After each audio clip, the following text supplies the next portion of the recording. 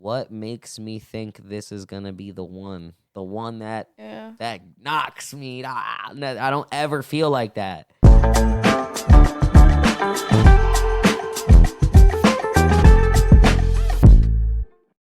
What up, everybody? You are back in tune with another episode of In the Fields podcast. It is your host, Johnny, with my lovely wife, soon-to-be wife. Again. Actually is my wife now, Lisa.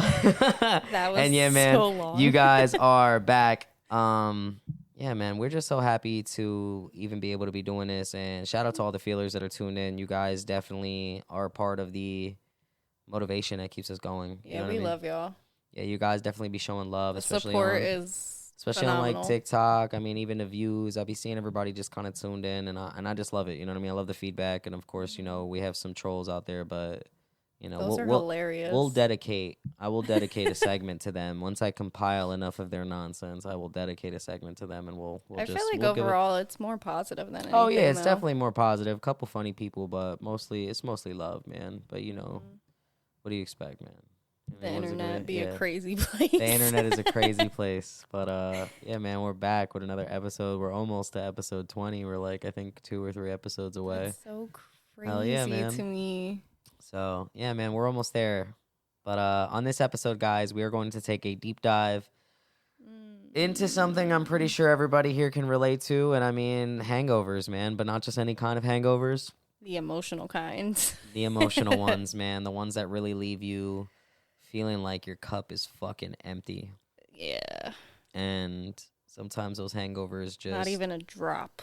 Yeah, those hangovers come with symptoms just like every hangover, you know what I mean? But on today's episode, I wanted to start it with an AA meeting.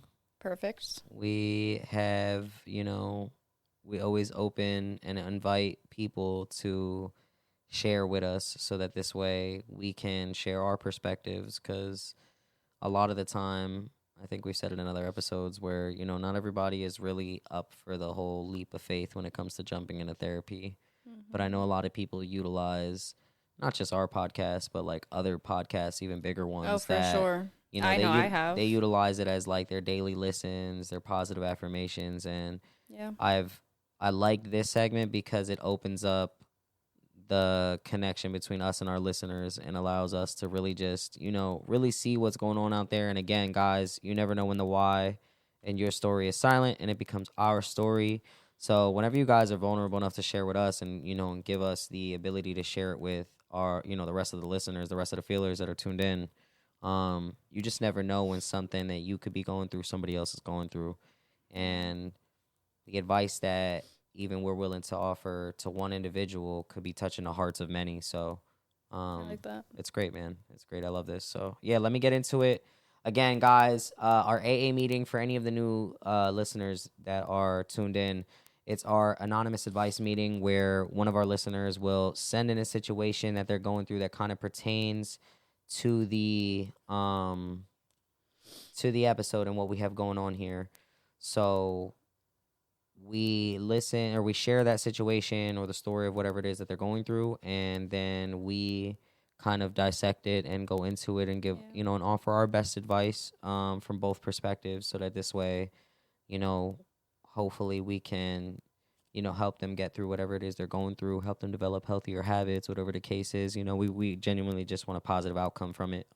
That's our biggest goal, is just, you know, pushing positivity and, you know, just providing that safe space here for people to feel comfortable to share, because a lot of the time, again, people harbor a lot of stuff that they don't talk about, and we want to give them that space where they feel heard, safe and heard. Yeah. So yeah, man, let's get into it. So on today's episode, we're going to deep dive again into the emotional hangovers, and in our AA meeting, here is what was submitted to us.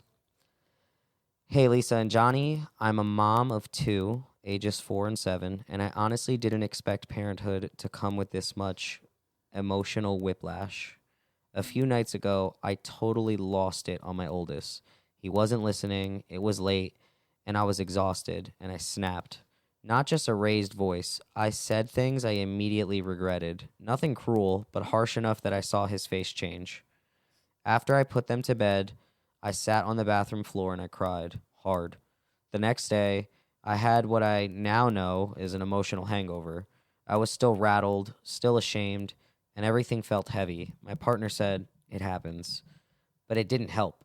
I couldn't stop thinking, what if this is what they remember? It's weird. No one talks about the emotional wreckage that can come from the normal, hard parenting moments, the guilt, the fear that you're screwing it all up, and then trying to carry on like nothing happened because kids still need breakfast. I guess my question is, how do you forgive yourself in those moments? How do you move through the emotional hangover without making it your child's emotional burden too? Hmm. Thanks for giving a name to this. It helps to know that I'm not the only one who crashes after the chaos. Hmm. Pretty dope, right? I've definitely been there. I've definitely, had moments where I cried after the fact and felt like I just ruined my child's whole entire life. But I feel like that's just normal as parents. Like, you are your biggest critic just in general in life. So I think when you feel or know that you maybe didn't handle a situation correctly, especially with your little ones, that can be so triggering to the fact of like, I'm failing. And I think it just draws back and takes away from all the good that you do. I think what one key important thing to remember is yes, there is a possibility your child may remember it. However, majority of the time, I bet you 9 times out of 10, you're doing the best that you can. You're enjoying the time with your kids, and your kids are more likely going to remember the majority of things versus the smaller amount of things. So I think realistically, when you're dealing with that the next day, because that's what it is, like an emotional hangover is just the residue seeping into the next day. So what you could do instead of like harboring in that and just like sulking in it, try to do something fun with your kid. Or even have like a conversation like, hey, like I'm really sorry that, I said that yesterday or that's how I handled the situation. I didn't mean to and that wasn't okay. And just, use your words. Kids are very resilient and they understand a lot more than you think they do. But we've talked about it so many times like communication is key. So sometimes maybe that's all you need is to just apologize for how you handled the situation. We're all human, we're still learning. Like you said, there's no rule book to this. So as long as you're putting your best foot forward and you're constantly doing your best and trying, that's all you could really do sometimes. So I don't really know. I feel like that's like kind of how I've handled situations where I've sat Maya down and I've just talked to her. Like, Yeah. hey, I'm really sorry. Like, I shouldn't have yelled at you like that. That wasn't fair to you. Or like I would plan something the next day like, hey, let's just spend some one-on-one time together. Let's try to like change the emotional environment. Let's try to flood it with something more positive, more fun. You know what I mean? Mhm. Yeah, no, I feel you 100%. I think I've been there like vividly, like even reading that, I got a Yeah. little emotional for a second because I've been there. Like I know exactly what that's like to where you snap and immediately regret it after and it kind of lingers with you Mm-hmm. because at least for me personally, it's something where when I get to that moment where I do snap, it's very reflective of like moments of my childhood where like Yeah. I see how people handle conflict resolution and things of that nature, which again, when you're having a situation with your kid where, it's a parent kid conflict, conflict resolution is still very important and how you handle that is still very important because it's either going to be something you learn, you know what I mean, you learn from, or it's going to be something that, Keeps happening. yeah, that it just kind of keeps happening and it just continues to be a problem, you know what I mean? In this instance where, she just felt the guilt of snapping on her kid and just saying something kind of off the wall, whatever it was, you know, emotions get the best of us all the time. Mm-hmm. And we learn in these moments the fact that you're able to even feel the guilt and feel like you did something wrong, like you clearly have a good moral compass. Yeah. So I think it's within these moments that we need to not so much associate them with failure or so associate them so much with I fucked up, but more or less think of it like, what can I do better the next time this Like a growth happens? Yeah, factor. this can't. And I think Tyler Perry said it the best. I saw a clip from him the other day that he said, I never once failed in my life. I've never once have I failed. And he's like, any time that I didn't accomplish whatever it was that I was going to, or like anytime like I ran into a wall, or like what anybody would consider a failure, for me it was just like running into a wall, like a dead end at a maze. All it did was Reroute you. reroute me to still get to the Yeah. right path. Like I like that. that's all it was. I never failed. All I did was I went down the wrong path of the maze. I hit that wall, and now I just got to backtrack a little bit and go take a different path, and I pivot, and it's almost like on some, like when one door closes another one opens kind of Yeah. deal. So it's like, these are the moments that you have to think of like that. You have to, what my wife would always say is give yourself grace, because there is no set book for this. You know what I mean? Yeah. Parenting is hard. There is nothing that is written in a book that can really prepare you for this. So every situation is unique. And again, communication is key. If you feel like your kid is able to have the capacity to understand you breaking it down for them, then do so. Grant them the same conversation that you would grant somebody else whose feelings you've hurt. Yeah. I think the younger the person is, the more palpable you have to make it. Well, yeah. So, like when I talk to my son, whenever I go to do something, like, I'm very big on like kind of trying to paint the picture of him as if he was in the situation.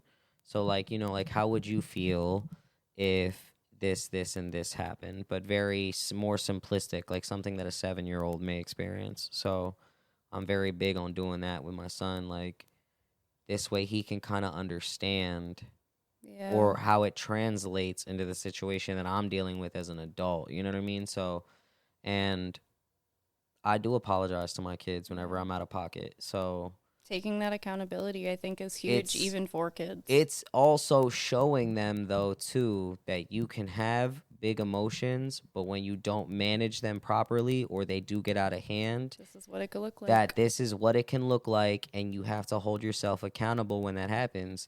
Because Yeah. trust me, your kids will also throw what we as adults call temper tantrums. Yeah. And that's when they have big emotions that cause them to do things that aren't necessarily in line with their, Yeah. with their day-to-day moral shit. You know what I mean? So I think this the biggest thing is to just try to turn this into a moment where it's not swept under the rug. Yeah. It needs to be something that if you feel this strongly about it, that it is causing an emotional hangover, then it requires correction. Yeah.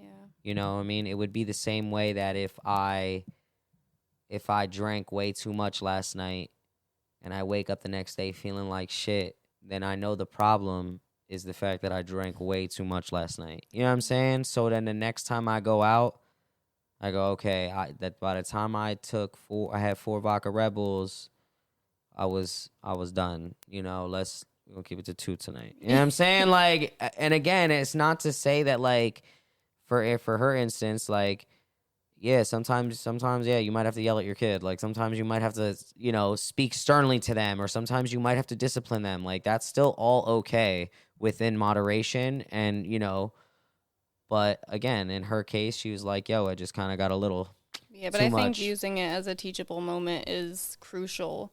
Because, Yeah. like, as kids, they're still in that learning phase of life. Like, they don't really, I don't think, comprehend or understand things the way that we do. They can't even think logically for Yeah, themselves. most of it is emotionally So when based. they're acting a certain type of way, or they're like persistently doing something that's just like getting to your last nerve, and then you do end up snapping, I think it's important to, like you said, have that open communication to like break it down for them, especially like in a simplistic way where they will understand better, or like painting the picture for them, because now you're put in a position where you can create some type of knowledge for them of like, But also, like, I think when you have, like, these emotional hangovers and stuff, you could also, like, recount your steps and see, like, what happened leading up to you snapping.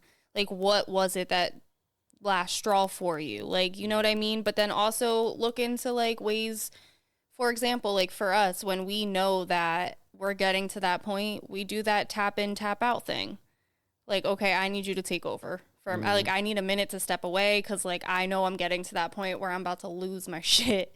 You know what I mean? Like, try to find healthy alternatives in your home with your partner of how you guys could do that parenting thing if you do need to step away for a second or... And again, we didn't start implementing that until we were looking at situations similar to this one where we had already crossed the bridge. Yep, we already made those. We already made the mistake, and it was, like, moving forward, this is what I'm going to do. I mean, it's even gotten to the point now where I've had a whole conversation with my son of, hey, how could I show up better for you as a father? Like, how could I be a better dad? I like that. And his thing was, I don't really like when you yell at me. Like, it would be better if you didn't yell at me. And then we had our agreement of, all right, cool. Well, listen, I'm not going to yell, but you also have to be the one to show me that my words work. You know what I'm saying? Like, I don't want to have to yell for you to listen. So if I speak, then it's a two-way street. We got to work together because teamwork makes the fucking dream work. Yeah. So, yeah, man, and honestly, that's been going super fucking well, like, to the point where, like, I don't even remember the last time I really had to yell at my kids like that. It's been a minute. Mm-hmm. So, yeah, man, that would be the advice I would give her. I would just say, try to structure these moments into teachable moments. Yes, the emotional hangover and the guilt that follows suit the next day, the way that I would remedy that would be very similar to, again, it would be very similar to what I would say you could do the same day, which is, take time to reach out to your kid, sit with your kid, apologize. Hey, I'm very sorry that mommy had big emotions yesterday and I shouldn't have said these things and X, Y, Z. And I think your kid's going to remember that more than what actually happened. Again, because now you're showing your kid that, sometimes people can't control their emotions. Mm-hmm. That's not okay. The goal should always be to try to regulate and manage your emotions in a healthy way. Yeah. And if I don't apologize and I don't show you it's not okay, you gonna think you can do the same shit whenever you feel your big feelings. Yeah. So, again, that's exactly what I would do. Yeah, I like that. Cool, man. And that was a great, I guess, scenario that was sent in. We encourage everybody else who's listening, guys, send your stuff in, man. You like I said, you guys never know when the why in your story is silent, and it becomes our story, because this one I could relate to, like, heavily. Super heavily. Yeah, man. But yeah, before we get into the rest of our episode, let's give them a word from our sponsors.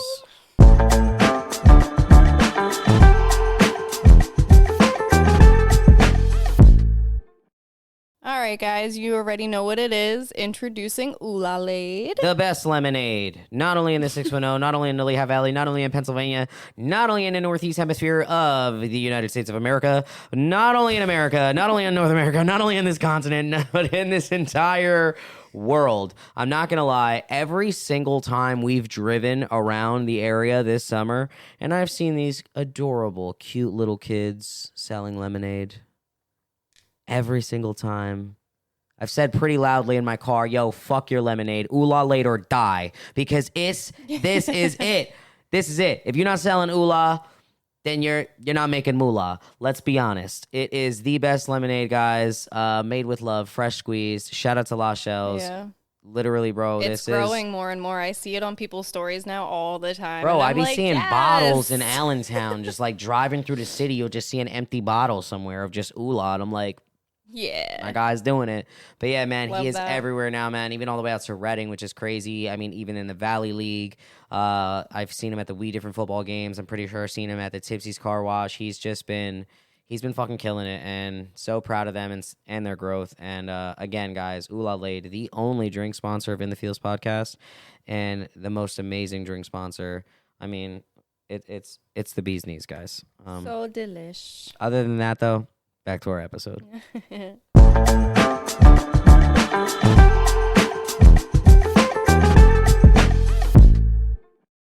And we are back with another episode of In the Fields podcast. Again, guys, we're taking a deep dive into the emotional hangovers because they are just as exhausting as any other hangover I've ever experienced. Super exhausting. For the people who are tuned in and who may not be necessarily familiar with what an emotional hangover is, how would you define that, my love? It's just like I said earlier, like the residue of your emotional situation transferring into that next day, and it just lingers with you like a dark little cloud of like reminders of what happened the day prior.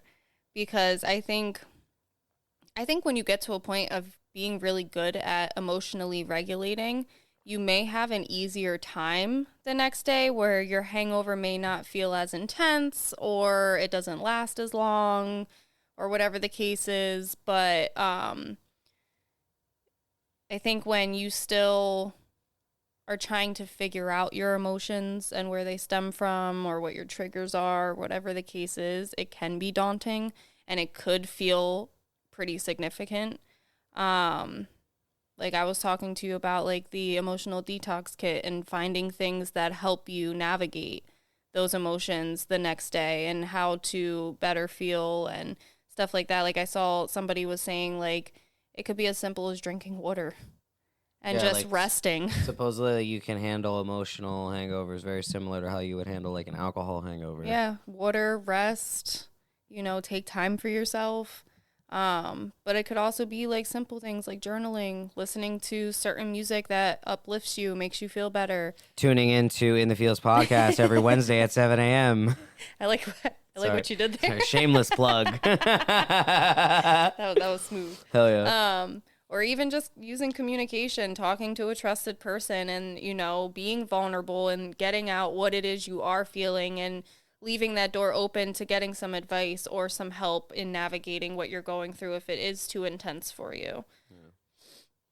Yeah, I mean, like you said, to kind of piggyback off of that was, again, for you guys who don't know what an emotional hangover is, like my wife said, it's just the residue or the residual from any previous intense, moment that you might have been through, whether it could be an argument with a loved one, like our anonymous advice meeting, just like an interaction with your child that caught you on the wrong time, kind of like the straw that kind of breaks the camel's back. And then, your big emotions, the after effects, of that, you know what I mean? The post emotional distress, if you will, you know what I mean?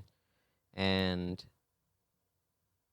I think resilience to me is kind of how quick you can kind of get back to baseline in those moments. And I know I've always envied you. I know that. I was going to say, I know that's where we differ a lot because when we have like a disagreement or even an argument, let's say, because we don't really argue much anymore. It's very seldom. So when we have our disagreements, like I'll realize you're always asking like, is everything okay? Like, are we good? Like, and I'm like, yeah, dude, yeah, that was like an hour ago. Like, we're still doing this? And you're like, it'd be a whole I know, day but it's just later. like, I just like, I love you very much. And I feel really bad. I just feel so bad. And like, I just want to make sure that we're okay. I'm like, baby, we're fine. Like, we're good. Like, I'm straight. Like, am I getting over it or am I kind of already over it? Yeah. Like, we're good. Let's move forward. So, but again, there's moments where I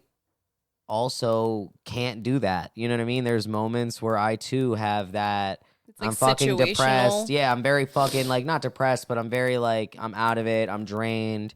You've seen that where I'm just like I'll just take a day off of work. You're like, "Oh, you're home?" I'm like, "Yeah, dude. I couldn't fucking do it today, bro. I really couldn't." Yeah. I just know that me being there would be more or less me like not really being there. Like my body's there, but I'm not there. So yeah, you checked out. Yeah, so because it could come in different forms, just like that. Like it's either you're just feeling super emotional from the day before, you're feeling really regretful or sorry from the day before, you're just feeling burnt out or tired or depleted. Like, I know one of my biggest things that I feel the next day, like one of my biggest hangover symptoms that I always have is if I cried the day prior, You tired. the headache and the exhaustion that I feel the next day is so intense that I feel like I can't even function sometimes. Yeah, crying is tiring. I can't front. Mhm. Like that's definitely one of the things that I feel like makes me super duper tired is if I My do eyes cry. hurt. Like, Yeah, bro, it's definitely a lot. But yeah, man, those emotional hangovers, dude, they'll put you out, you know. Mhm. They'll definitely drain you, and it's hard to kind of pinpoint it, but also when you're able to and you don't succumb to it, you're able to kind of figure out those remedies, like you said, like kind of like Mhm. that detox kit that we were talking about, where it's like, okay, you have to get into the healthy Habits. recovery habits of those Mhm. moments because you're gonna experience, I think everybody's gonna experience an emotional hangover, you know, at some point in their life, whether it be, you know, today or you know, tomorrow or at some point in your Any life, point, yeah, it's yeah. gonna happen.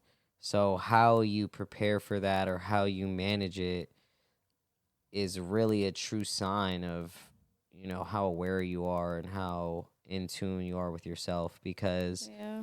some people just let that shit rock them for time. Like it's Yeah. almost like they just let it rock until something good happens. And then I'm like, Literally. "Yo, bro, like I've been there. yeah, you gotta pull yourself out of this shit. Mhm. You know what I mean? Like waiting or for you know waiting for the world to pull you out of it or for the world to Mhm. grant it to you again is like you're almost like letting go of your power to restore yourself to baseline. Like you can't expect to build resilience if you're not able to Yeah. do it for yourself because I love that. happiness is kind of like It's from it's in here. within. You know what I Yeah. mean? So you know I think it's just so important to know that the emotional hangovers are going to happen and now that we know that that's like a real thing and now that we kind of have like it's defined, we know that it's going to happen. Now how do we prepare for that? How do we Mhm. minimize the effects of this because again, it's going to happen, but my sister always said like, you know, if you're going to party with the big boys and girls, you got to get up with the big boys and girls. And that kind of applies to this as well. Like I don't want to say that you're partying, but it's like you know, when your emotions are doing it big, you know what I mean? Like, guess what? The next day, you still got to get up. You still got to go to work. You still have Yeah. priorities. Your kids still need breakfast, like our anonymous advice meeting said. Like, how do you do that knowing that your kids, like, that's part of it. You know what I mean? Part of it is managing it in a healthy way Yeah. that allows you not to put your priorities to the side. Yeah. And I grant it, like, if things are too overwhelming in the moment, like, as long as it's not like a habitual thing that you're doing or you're using it as a scapegoat or like an excuse, you can schedule yourself some time. Like, go get your nails done, go get a haircut, go, with $100 and buy yourself something. Like, pour into you, spend some time with you if that's what is absolutely necessary, depending on like how big the situation may be or how bad the hangover might be. Like, that might be something you need to do. But I love how you pointed that out because that was me where I would linger in something for days on end, not knowing what was happening to me. I just knew I was still sad or I was still hurt or I was still upset, So, like everything, it just all ties into each other of just learning how to be self aware, how to learn how to regulate your emotions and how to pick them apart and learn your triggers and finding a detox kit of some sort to help you navigate or help you to overcome or whatever the case is. But like knowing these things, you can have a bad day, have a bad moment, feel it the next day, but maybe you're more aware now of like, this is just from yesterday. I'm feeling something still from yesterday. I know that now. What can I do in this moment that's going to bring me some type of joy to keep helping me get over this? Yeah. And it's a matter of not again like letting it linger longer than it has You to can't dwell in it. if you know it's like letting a fucking baby shit their pants and not changing the diaper, dude. You know what I mean? It's gonna do more harm than good. Mm. Granted, you want to be lazy about it and you want to fucking let it sit, You know, sit in your shit. If that's what you're gonna do, you want to sit in your fucking shit. Fine, sit in your fucking shit. But dude, we gotta change the fucking. We gotta Gotta change. get you cleaned up. You gotta clean this up. You know what I mean? Like you have a responsibility to yourself Yeah. to fucking. I'm not saying there aren't moments where you have to sit in your shit. Sometimes you need to. Sometimes you need to shit in It's your shit, important sometimes. especially if it's self-inflicted. Mm-hmm. I highly recommend sitting in your shit for a little bit just to really be like, yo, this, I don't know why I'm doing this shit to myself. Yeah. But there are going to be emotional situations that aren't necessarily self-inflicted, whether it's, Life. again, life, arguments, parenting, friendships, Work. whatever, work, whatever the fuck it is.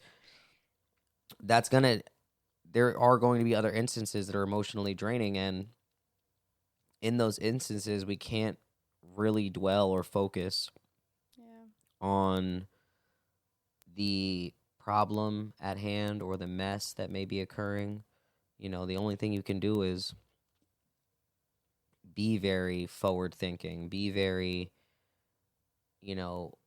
okay, what do we do from here? You know Like, what I'm how saying? can I change this? How can I improve it? Do I Yeah. have to change my scenery? Do I have to change the people I'm How do we around? Do I clean up have the to mess? change my job? How do we clean up the mess? You know what I mean? Do I have to apologize? Like, Yeah. just asking yourself certain questions based off of the situation or the scenario. Like, something might have to change, and that's okay.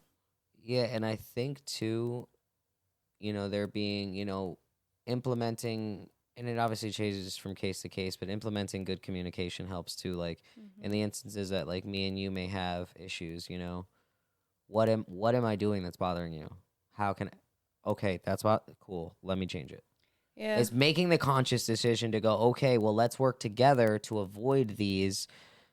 Because again, they're unavoidable. Like you're not gonna not have emotional situations, but what you can do is show up to those emotional situations more prepared. Yeah. You can show up with the tools and the skills knowledge. and the know-how to navigate them to avoid the emotional hangovers. You know what I mean? Or to soften them. Yeah. Maybe the emotional hangover now isn't something that keeps you in bed for 3 days with the fucking shades closed and you're sitting in the dark eating pints of ice cream watching Love Island.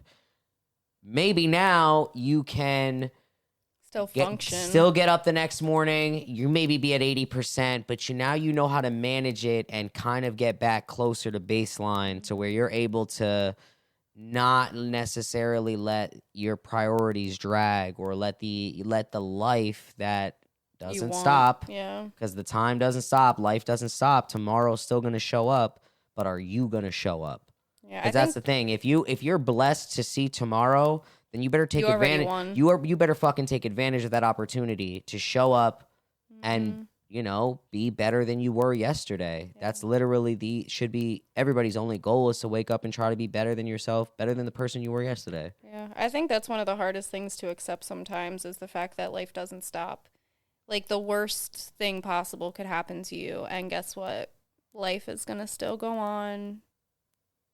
Duties still have to be met. Like tasks still have to be taken care of. Like a lot of the time for some people, they don't have time to just take. You know what I mean? And I think that's one of the hardest things a lot of people struggle with is like, I don't have the fucking time to deal with this right now. And then it's like, great, I feel the emotions of this going on, but like, what am I supposed to do about it? You know what I mean? And then it causes increased stress, increased anxiety, like all these things that you now have to deal with.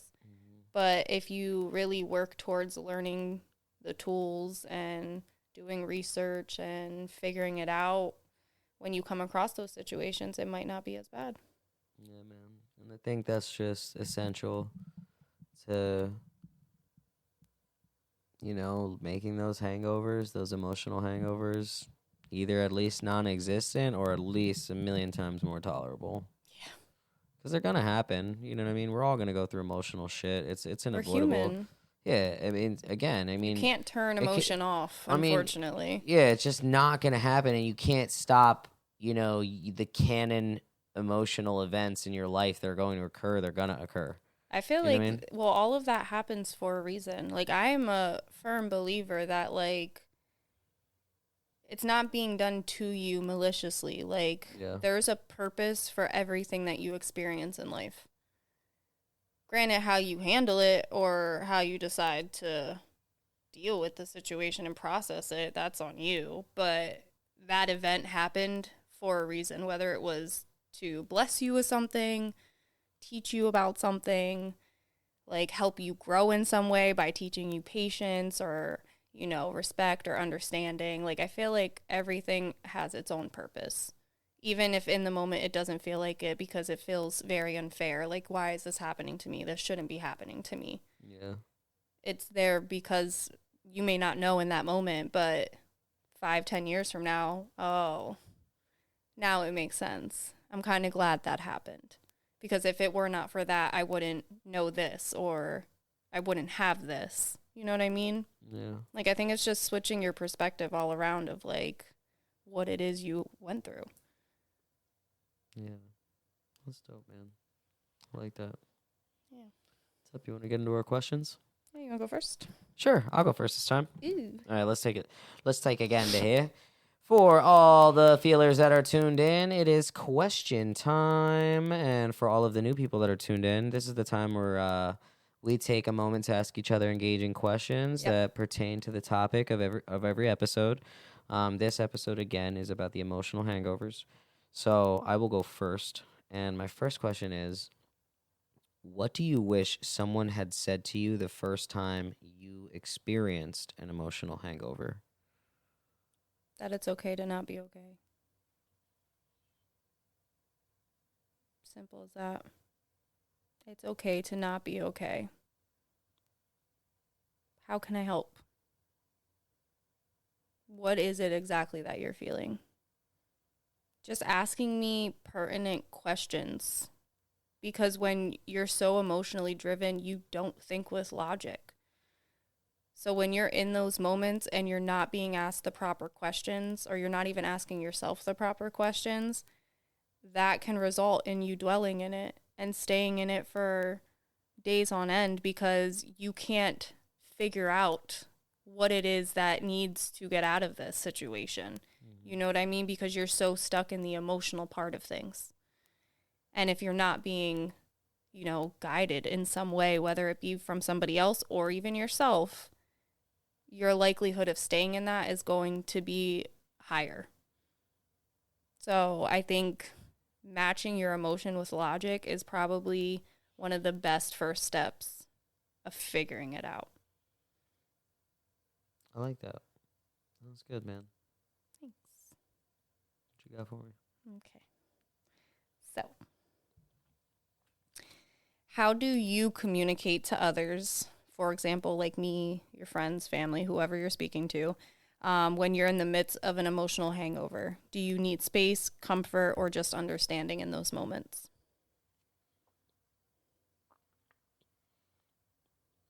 I mean, a lot of the time, it's really just understanding in those moments. I don't necessarily ask for comfort in those moments, but I also don't ask for space in those moments either. Like, and that's something you'll ask me too. Like, whenever I'm feeling something or I'm going through something, you're like, "Do you want me to leave you alone? Do you want me to not be around? Do you want me to do it?" I'm like, "Dude, it's not that I need anything. I just to be heard. That's it. Heard and understood. That's it. And if I really genuinely need something, if it's space or anything like that, like I'll voice that because again, I'm just so quick to getting back to baseline. Like when I'm going through emotional shit, You are. very quick to tell myself that it will be okay. I'm like, Yeah. yo, listen, I've survived 100% of the bad shit I've been through. I literally have yet to miss, my guy. So for me to not have faith in myself or faith in my God that I'm going to get through this shit, I would be stupid to not have faith in myself. That's why I'm so quick to get back to baseline because I'm like, bro, I've already survived 100% of the bad shit I've been through. Yeah. What makes me think I'm going to miss now? Could you imagine being a basketball player who's never missed a shot in his life? Yeah. Nigga, give me the ball. I don't care. I'm sick. Pass it. I still have yet to miss, bro. Give me the ball.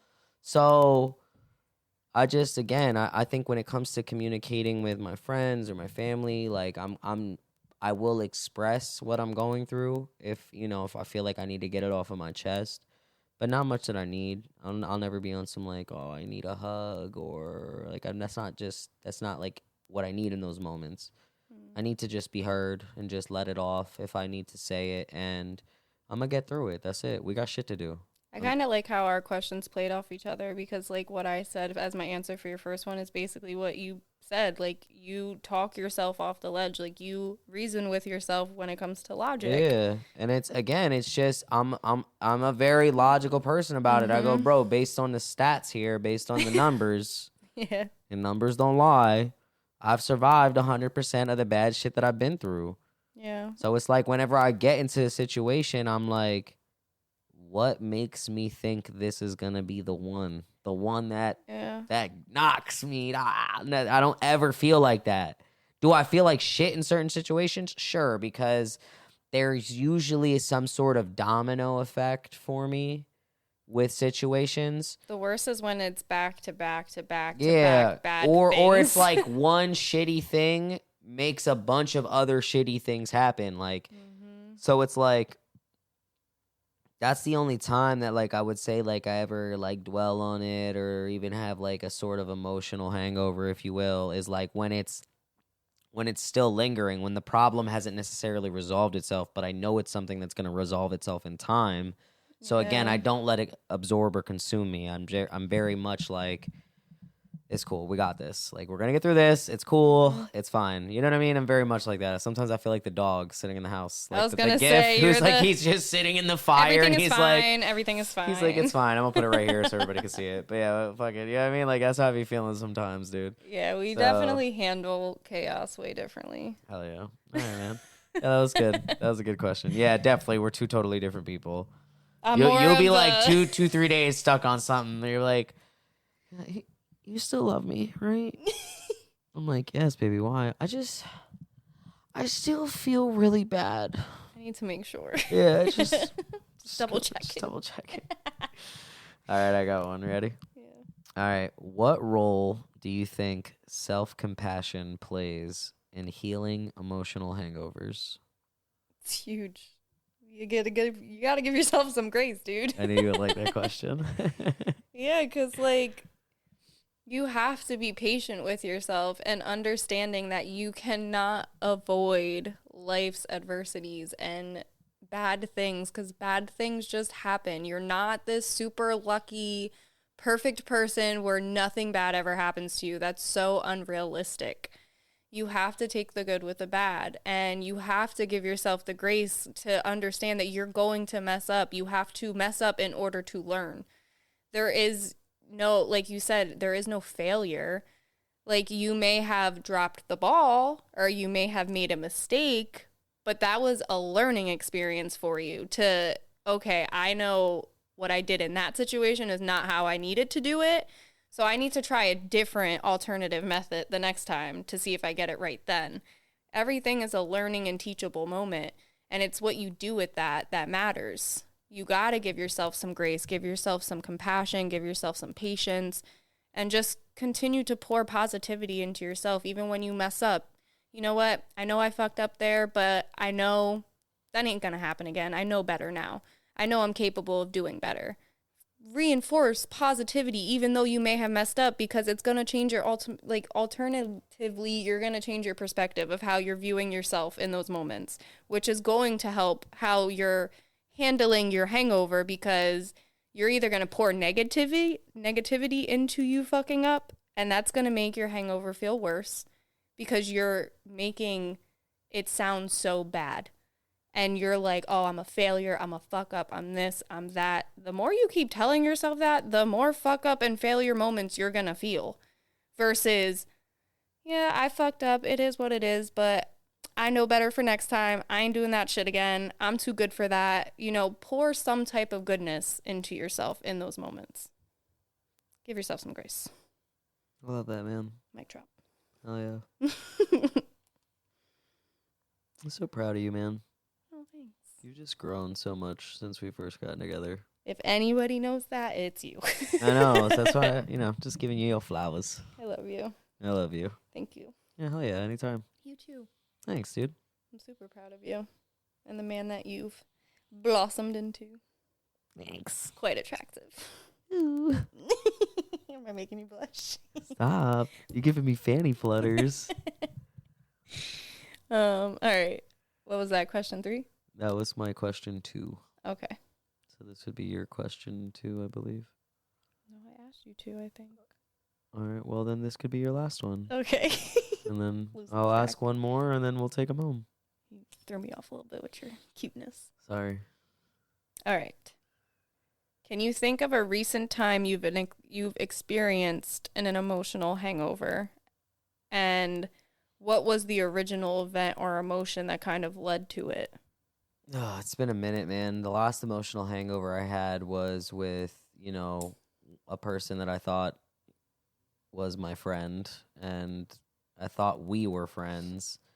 But slowly but surely, I started to realize that I was being a good friend, and I didn't have a friend. It wasn't the other way around. Yeah. Like, I would not look at this person and be like, that's my friend. Because if I call you my friend, I'm giving you a title that tells people that this person's reliable. This person is somebody you could lean on. This is that's what I consider a friend. I consider a friend somebody that's like, I don't know. When I call you my friend, it's very like you're basically family, but we're not blood. Like, you're somebody that I love, I care for, I would go out of my way for. But also, if you're a friend to me, then it's reciprocated. Like, I can name my friends who I know if I really needed something, or if I picked up the phone call, if the only way they would say no, they couldn't do it for me, is if really they physically just couldn't. Yeah. So, and that's okay. And again, I think that one was the most emotionally draining or the one I would say lingered the most, and maybe I was gonna say it lingered. Kept the the emotional hangover, was because even after everything had happened, I had a hard time accepting. Not just accepting, but stopping myself, like disconnecting. Because even then I would still, like, even after being fucking, just not treated fairly, I would still come through because I'm a good person. I was gonna say still would. I would still do what I'd still would do what felt right to my character of who I am as a person, because instead of cutting you off and setting boundaries, I would rather just go out of my way and be the good person that I am, because that's just who I felt I needed to be in those moments. Now, did that leave you feeling like taken advantage of? Yeah, well, I ended up inadvertently, or I believe is the word I'm looking for. Inadvertently? Inadvertently, yes. Inadvertently, I ended up creating resentment. You know what I mean? Because I'm like... Yeah, that's the worst thing to have. I'm being a good person, and then I'm mad because you're taking advantage of it. Yeah. Which sucks, because it's like... I should have just been like, I should have just told you to go fuck yourself, and then I wouldn't feel bad. But then I'd feel bad. That's the thing, too, because, again, I would feel bad for telling one of my friends to go fuck themselves, because, again... That's not who you are. Yeah, like... And, again, me and this person just had history, so it was just, like, a lot, you know what I mean? So it just kind of felt like I had to step back, and I had to set the boundary, really, and the boundary wasn't so much with this person, because, again... They are going to be who they are going to be. Yeah. Was that my mom? It was your mom. That was my mom. Okay. Yeah, I'm not going to Shady Maples again. We're not doing that. So, I love you, Mom. If you're listening to this, not going to Shady Maples. Anyway. But yeah, I was creating resentment for myself because I was being a good person, because I just wanted to be a good person. Like, I don't want to be somebody who people can't call when they need something or something like that. But then again, it's like I'm getting taken advantage of, or when it came time for them to follow through on their word, or for them to be a good person, they would let you down. They would let me down every fucking time. So then it kind of started to feel like I was the one who kept putting myself on the ledge and then complaining that it fucking hurt, when I'm the one that's jumping off, and then expecting for them to catch me every fucking time. And it's like I had to stop putting myself in the position where my emotions, my emotional outcome was based on how good of a person they were. Yeah. So once I had to strip them of that power, pretty much is what the boundary that I had to set, which was I'm no longer going to go out of my way for you. I'm not even going to answer your fucking calls anymore. Honestly, if it has nothing to do with anything else besides us, like if it has anything to do with us, I'm good, bro. I don't want anything to do with that. Anything else is totally fine. We can talk about anything else. Don't ask me for no favors, none of that. I don't want to hear none of that shit. You know what I'm saying? So it was kind of just a boundary I had to set with myself. Like it's almost like strictly business. That's pretty much just what it is. Yeah. So yeah, man, that I would say is the most recent one. Other than that, not much. Very, very back to baseline. Very much priorities. Very much shit I have to get done. And even when we have disagreements or arguments, it's very that shit lasts maybe a night for me tops. Oh, I know. I'm very like, nigga, I'll go to bed now. Why aren't you snuggling me? Like, I'm like, we could be like 20 minutes after an argument. I'll be like, are you going to come here and snuggle? What the fuck are you doing? And you're like, you're so mad at me. Like, like, what are you talking about? That was like 30 minutes ago. Get over here. You know what I mean? So, yeah, I'm very quick to get to baseline. That's just the resilience. And I learned that a lot from my mom just because, like, you still got shit to do. Yeah. You know what I mean? Regardless. I like that. Hell yeah, man. All right. Sorry, I felt like that answer was really long, and I apologize for taking up a lot of time. If anything, let's just send him home. You want to send him home? We could do that. All right, guys.